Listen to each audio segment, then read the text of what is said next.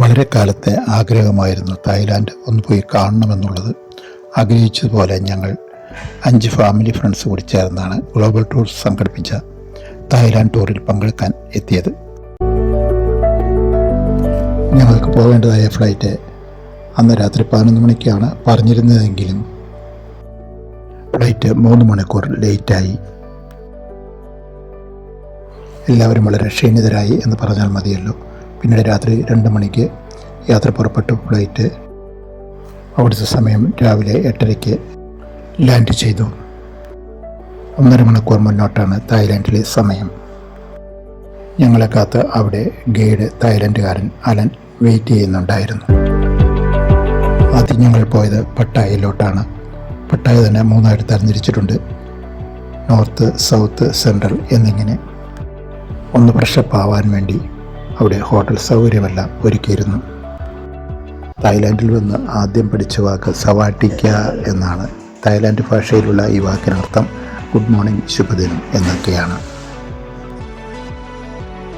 ശേഷം ഞങ്ങൾ പോയത് തായ്ലാൻഡിലെ പ്രസിദ്ധമായ സിരിറിച്ച് ടൈഗർ ടോപ്പിയോ എന്ന് പറയുന്ന സ്ഥലത്തേക്കാണ്.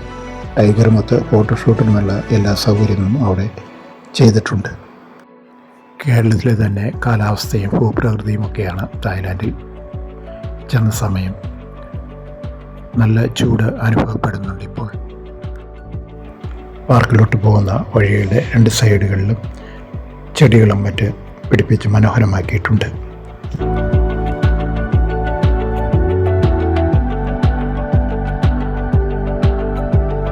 ഒരു ചെറിയ തുടലിൽ കെട്ടിയിരിക്കുന്ന കടുവയോട് ചേർന്നിരുന്നു ആണ് ഫോട്ടോ എടുക്കേണ്ടിയിരുന്നത്. അതിന് തലോടിയിരിക്കാൻ പറഞ്ഞിരുന്നുവെങ്കിൽ പോലും ശബ്ദം കേട്ടപ്പോൾ തന്നെ ഞങ്ങൾ ഭയപ്പെട്ടു പോയി എന്നുള്ളതാണ് സത്യം.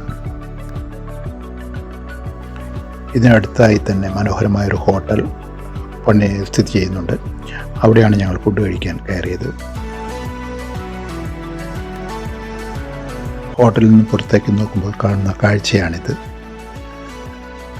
കടുവകൾക്ക് വാസയോഗ്യമായ രീതിയിൽ ചുറ്റും കേവുകളും ഗുഹകളും പാറകളും ഒക്കെ പണിതിട്ടുണ്ട്.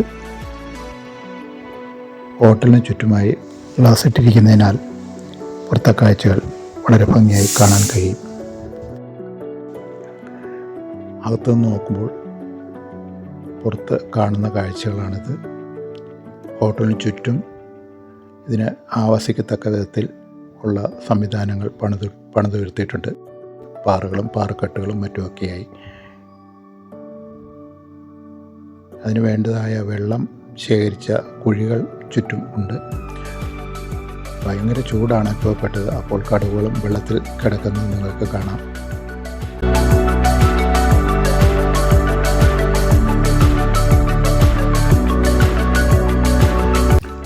തുടർന്ന് ഞങ്ങൾ പോയത് ലോകത്തിലെ തന്നെ പ്രസിദ്ധമായ തായ്ലാൻഡിലെ അൽക്കാസർ ഡാൻസ് ഷോ കാണുന്നതിന് വേണ്ടിയിട്ടാണ്. ഈ രാജ്യത്തെ നിയമങ്ങൾ എങ്ങനെയാണെന്നൊന്നും അറിയില്ല. എങ്കിലും റോഡിൻ്റെ സൈഡിലുള്ള നടപ്പാതയിൽ ഒരു വാഹനം പാർക്ക് ചെയ്തിരിക്കുന്നത് കാണുവാനിടയുണ്ടായി. മാത്രമല്ല അതിലെ കൂടെ തന്നെ ഒരു സ്കൂട്ടർ യാത്രക്കാരനും കടന്നു പോകുന്നത് കാണാമായിരുന്നു.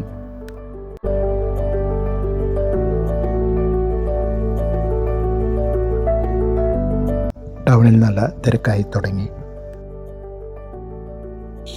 ഡാൻസ് ഷോയിൽ പങ്കെടുക്കുന്ന കലാകാരന്മാർ ഷോ തുടങ്ങുന്നതിന് മുൻപ് പുറത്തു വന്ന് എല്ലാവരെയും അഭിവാദ്യം ചെയ്യുന്നതാണ് നിങ്ങൾ കാണുന്നത്. മാത്രമല്ല ഫോട്ടോഷൂട്ടിന് വേണ്ടി അവർ നമ്മളെ ക്ഷണിക്കുന്നുമുണ്ട്. വെറുതെ അല്ല കേട്ടോ. കൂടെ നിന്ന് ഫോട്ടോ എടുക്കുന്നതിന് പണം അങ്ങോട്ടും നൽകണം. 100 ബാത്താണ് നൽകേണ്ടത്. 100 ബാത്ത് എന്ന് പറഞ്ഞു കഴിഞ്ഞാൽ നമുക്ക് ഇന്ത്യൻ റുപ്പീസ് 350 രൂപയോളമാകും. 100 കണക്കിന് കലാകാരന്മാരെ അണിനിരത്തി അവതരിപ്പിക്കുന്ന ഈ ഷോ മഹത്തരം എന്ന് തന്നെ പറയേണ്ടി വരും.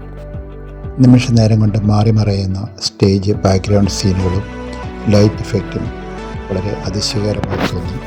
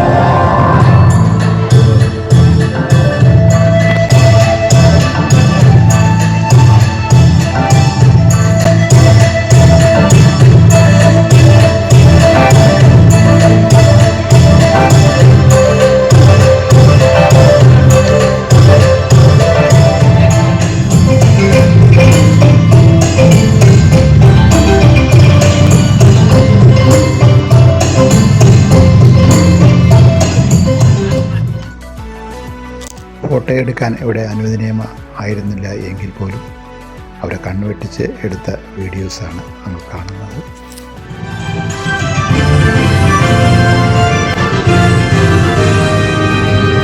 തുടർന്നുള്ള തായ്ലൻഡ് വിശേഷങ്ങൾ അടുത്ത എപ്പിസോഡിൽ. ഒരു ജീവിതം സുന്ദരമാകണമെങ്കിൽ സംഗീതം മാത്രമല്ല, നൃത്തവും കുട്ടികൾക്കുള്ള കാർട്ടൂണുകളും യാത്ര വിവരണങ്ങളും കൃഷിരീതികളും അല്പം ഗാർഡനിങ്ങും പാചകവും ഭക്തിഗാനങ്ങളും അങ്ങനെ എല്ലാം ഒത്തുചേരണം. ഇതെല്ലാം ഉൾപ്പെട്ട ചാനലാണ് സുന്ദര ജീവിതം. ആയതിനാൽ സുന്ദര ജീവിതം എന്ന ഈ ചാനൽ എല്ലാവരും സബ്സ്ക്രൈബ് ചെയ്യണേ. എല്ലാവർക്കും നേരുന്നു ഒരു സുന്ദര ജീവിതം.